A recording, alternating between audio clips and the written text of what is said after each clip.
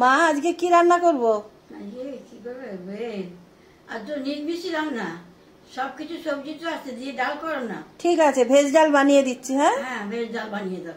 ঠিক আছে। হ্যাঁ ঠিক আছে। ভেজ ডাল তো বানিয়েছি, আর সাদা ভাত আর সজনি শাক ভাজা, লঙ্কা পাঁচফোড়ন দিয়ে, আজ বৃহস্পতিবার পেঁয়াজ দেওয়া হয়নি। আর এখানে হয়েছে ঢ্যাঁড়সের টক, আমচুর দিয়ে মিষ্টি টক করেছি পোস্ত বাটা দিয়ে।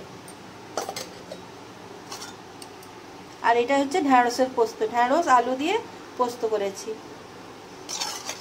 আর একটু ভেজ ডাল তুলে রেখেছি রাত্রের জন্য, রুটি বা পরোটা যাই হোক করবো। আর এখানে আছে লেবু আর কাঁচা লঙ্কা। তো বন্ধুরা, কেমন লাগলো আমার আজকের রান্না কমেন্ট করে জানাবে। আর মাকে একটু ডাল দেবো, কেমন হয়েছে টেস্ট করে দেখবেন, তারপর তো ভাতের সঙ্গে খাবেন। একটুখানি দিই, ভাত খাওয়ার সময় খাবেন। আনিন মা, একটু খেয়ে দেখুন, চেখে দেখুন কেমন হয়েছে। গরম আছে।